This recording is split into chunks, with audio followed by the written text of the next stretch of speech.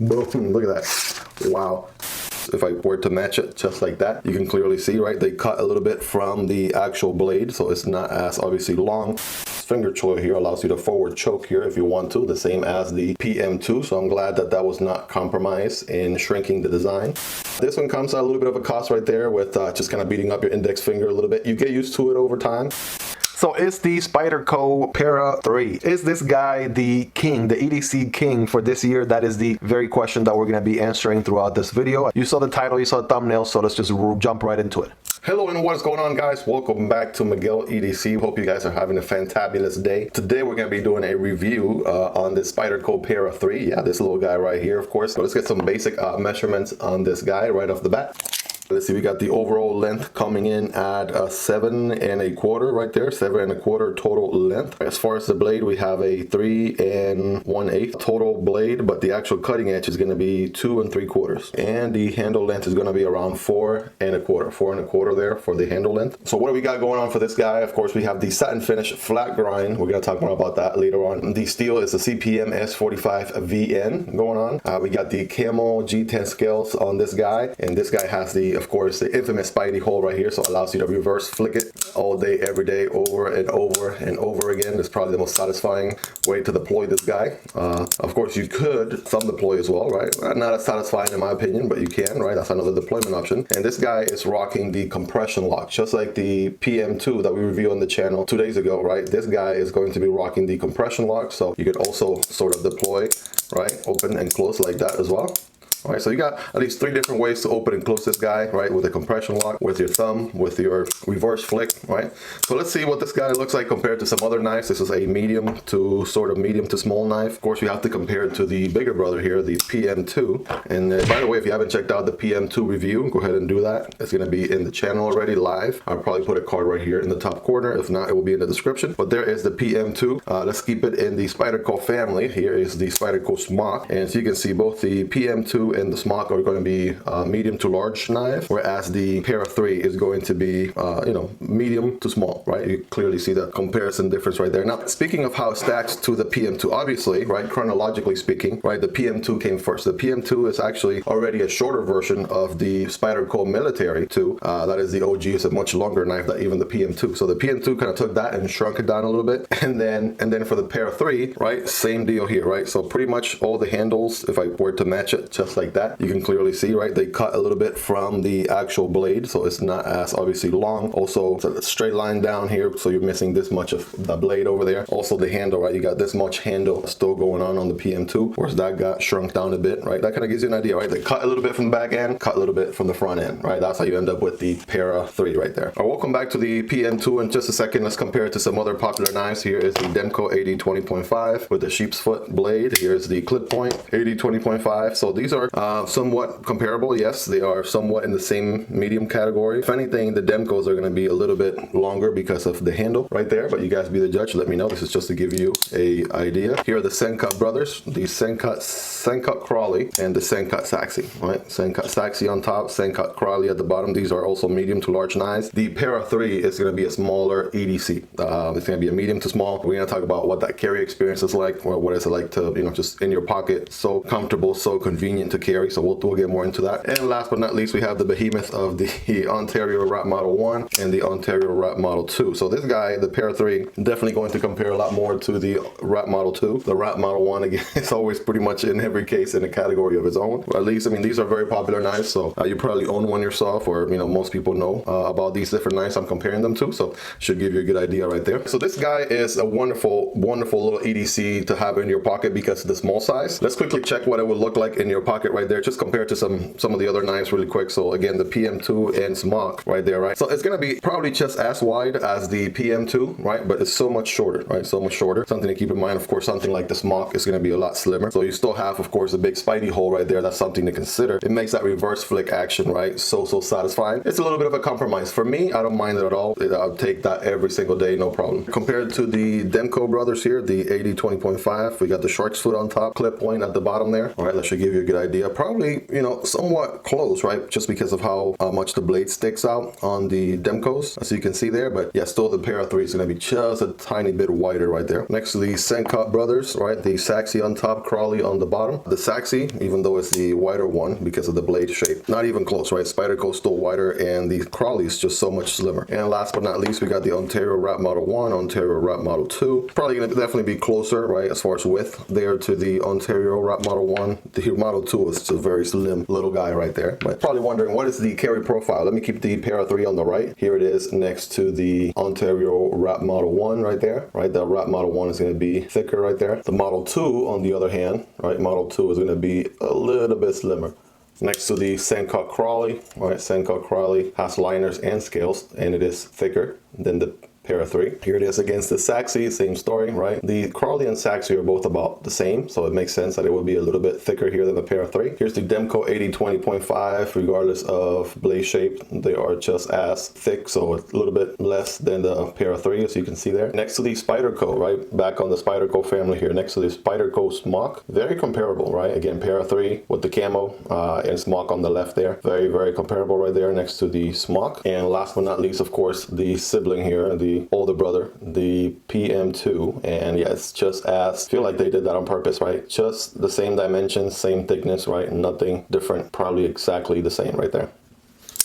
All right, as far as the ergos on this guy, right, check this out, right? Ergos are super, super good. Just like the PM2, right, you can expect something very, very similar, right? Of course, it's a smaller handle, but check it out. I have medium hands. You know, they're not the large hands by any means, but you have this much of the handle still left right here, which is good. Still feels nice and comfortable on the hand. You have this portion right here, this finger choil here allows you to forward choke here if you want to, the same as the PM2. So I'm glad that that was not compromised in shrinking the design. And you have the finger, right, the thumb jimping right here, right? That's going to be really, really good for really making those precise cuts, right? That's very nice as part of the blade, and also part of it is on the liners as well. So it really gives you good grip all the way around right there. Let's get a quick measurement on the blade here, right? On the thickest part, we have 0.14 inches, just like the PM2. And again, check out that review if you want to see everything about the PM2. There's going to be a lot of similarities, by the way. And right here in the very tip, I wouldn't be surprised if it drops down to 0.01. There it is. Right, that tip is 0.01. Yeah, this guy has a very pointy tip, to say the least. Of course, you want to be very, very careful because it really drops into a very, very thin, pointy end, right? So you don't want to do any type of prying or anything like that with this guy. I wouldn't do that with my knife anyway, but just to, you know, obviously take care of my tool. If I'm trying to pry something, I'll probably use a different tool. I wouldn't use my knife for that. And so yeah, something to be mindful of right there. That, you know, Spyderco, especially the PM2, the Para 3, they're very well known for those very slicey, flat grind, pointy tips right there. And of course, like I mentioned earlier, there's a flat grind right on both ends, so this guy is going to be super, super slicey.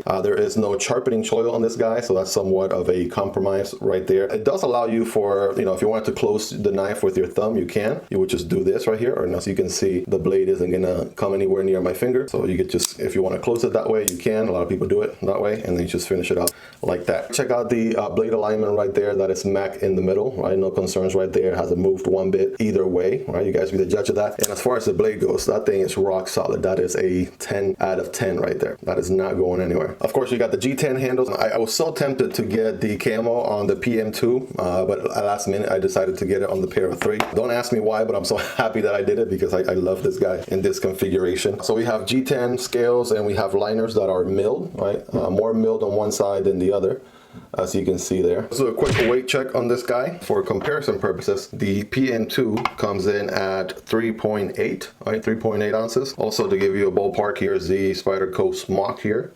Right, that comes in at 3.7 ounces, and so the Para 3, and this is not the lightest version, by the way. That, you know, for all these Spyderco models, they make a lightweight version which has FRN scales, but this one is again G10, just like the PM2, and it comes in at 3.3 ounces. Since we're here to do a quick hardware check on this guy, by the way, guys, my tools are linked down below in the description. These are the tools that I use that are very recommendable. Check out those affiliate links, right, at no extra cost to you. They're part of the Strebito tool set. They got every tool bit that you may need, along with some screwdrivers and things like that. So speaking of this guy, guy, I'm gonna take a wild guess and say if it's anything like the Paramilitary 2, probably going to be T6 on the clip. All right, that's an easy one. All right, so let's take care of that. And by the way, this is an aftermarket clip. I'll talk about that in a second. So yes, T6 in the clip. That's pretty common. There's 3 different screws right there, by the way. A lot of other guys, other companies only do 2 screws. That one has 3. It has to be T8. I'm gonna say yeah, T8 on the handle right there. Right, on both ends. Something that they did with this guy, which they, you know, it's different from the Paramilitary 2, is the fact that they decided to go with a pin right here for some reason instead of an actual screw. So for a lot of people, that might be somewhat of a disappointment. I'm kind of fine with it, right? It gets the job done. But again, it is that is one of the differences also from the PM2 to the Para 3. All right, and last but not least, that pivot, right? That's going to be a chunker right there. That's going to be a T10, right? I'm glad they made it a big one right there. So T10 on both ends. So T10 on the pivot, right? You have T8 on the handle. And then the pocket clips are going to be T6. One other similarity, which I think is crazy, is the fact that they sort of recycle the same lanyard tube right there on both knives. You know, you don't mind it as much on the Para 2 because it's kind of over to the side, whereas on the Para 3, it sort of takes over the entire back of the handle right there. So much so that the actual holes, right, get pushed down. So what that translates into is this, right? If I turn them around, right, check this out. On the PM2, there's no issues, right? The pocket clip has plenty of room to be over to the side. You can still have your lanyard hole and blah blah blah, all that good stuff, lanyard tube. But over on the Para 3, the way that the screws are set up, you put an aftermarket clip like this one, let's say, because you want your knife to obviously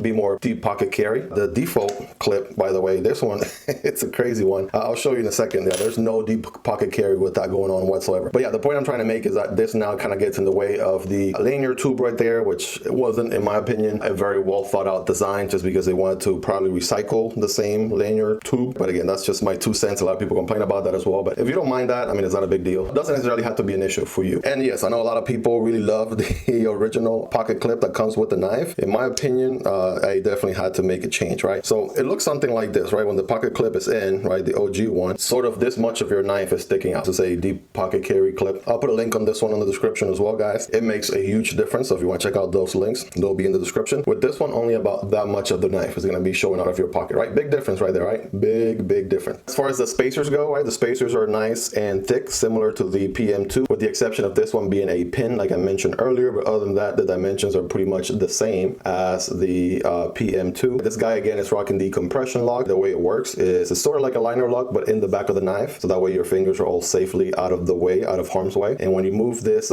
piece of the liner over to the left, the blade drops, right? Just like that. So it allows you to open and close, right? No issues. Of course, you got other deployment options with your thumb. You could do the slow opening if you want to, slow and classy. Or you could do the reverse flick, which is, I believe, probably everybody's favorite, right? Spyderco sort of revolutionized the reverse flick right there, as far as I'm concerned. Maybe they didn't. If not, let me know in the comments, right? You know, let's talk in the comments for sure. Let's hang out down there. Let me know your thoughts, your opinions on this guy. Of course, you have to do the customary paper cutting test here. Of course, this guy has been EDC'd for so long, a couple of months at least, and I've had this guy for a while, has done all kinds of different tasks. Let's see how much of an edge it has to retain. I wouldn't be surprised. I mean, the performance on this guy is outstanding in typical Spyderco fashion. So you guys be the judge of that. Let me know on a scale from 1 to 10 how sharp this guy is. Without further ado, here we go. Boom, look at that. Wow. All right, caught a little bit right there for a second. It really depends. You want to make sure, right, be very careful here with the non-existing sharpening choil, right? And as long as it doesn't catch on that, you should be all right. Oh, look at that. Boom. All right, caught there a little bit, right? Still getting some good solid cuts in. No doubt about that. Caught on that one a bit.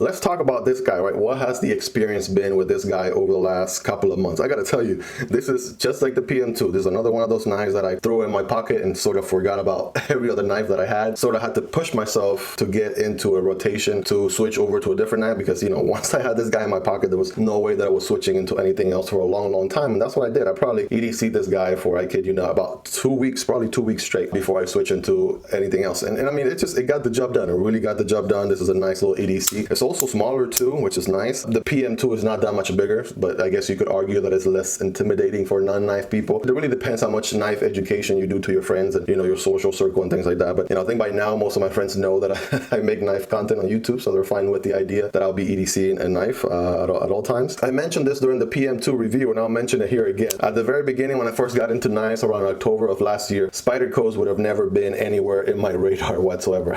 I'm not lying to you. And I think that's pretty much most people's impression of Spyderco at the beginning. Somebody might argue that they just look ugly, right? And I was in that crowd at the very beginning. You know, for lack of a better word, it looks like a dead bird, right? As Metal Complex will say. And yeah, with that dead bird design, so to speak, it sort of has to grow on you. It has to grow on you in order for you to really like it, in order for you to really enjoy carrying this guy. Now, I kind of put myself out of my comfort zone. I said, well, let me give it a try. Let me just test it. Let me just see what this guy is going to be all about. And surely enough, I'm so happy that I did. So much so that I ended up getting 2 other Spyderco knives, right? And we'll probably leave these 2 here in frame, you know, since we're talking Spyderco here for a second. But yeah, so much so I like Spyderco so much, I went ahead and yeah, got me some more because I just couldn't get enough. I started with the PM2. That's why the review on that's already done, right? Then I got me the Para 3 next, and I really enjoyed EDCing this guy. And by the way, right now I'm EDCing the Smock, so the review is going to be live in the channel here very soon. Subscribe, like, and subscribe if you want to stay tuned for that. But I mean, yeah, even though at the beginning I didn't like Spydercos, right? Once you kind of learn why the design is the way it is, how much they focus on ergonomics, it's pretty much a blade that can do just about anything, right? There's no compromises with this blade whatsoever. Forward cuts, reverse cuts, all kinds of cuts. You know, ergonomically speaking, it's a dream. Yeah, you sort of, you know,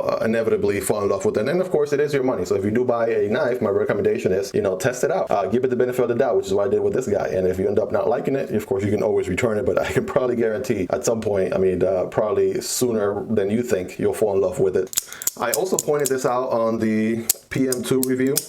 And that is the fact that with the compression lock, right, your index finger is going to take a bit of a beating. And just like I said on the other review, guys, I'm not saying that to be a baby or anything. It's just the nature of the beast, right? Though by now I have gotten used to it, but just know that, yeah, that's really what it's going to take. It's going to take for you to get a little bit getting used to, because pushing this liner piece over to the left, especially if you do it, you know, a couple of times, I'm under the thinking that, you know, a knife, you know, should be a little bit fidgety as well. I mean, if you're going to EDC a knife and you're going to pay the money that you pay for this guy and the money that you pay for some of the more premium knives, should be some fidgetability to it, right? This one comes at a little bit of a cost right there with just kind of beating up your index finger a little bit. You get used to it over time, so you know that should be okay. Now, one variant to that, which you could do, is in order to avoid using your index finger or to give your index finger a break, you could just deploy with either thumb or reverse flick, and then always close it with your thumb instead. So grab it like this, right? Push with your thumb, and then the blade is gonna drop on your index like that, but see your fingers nowhere near the blade, like I mentioned earlier, right? So do it that way instead, you should be okay. And you know, after all, it is a tool, so you're not gonna sit there and open it, right, 100 million times back to back.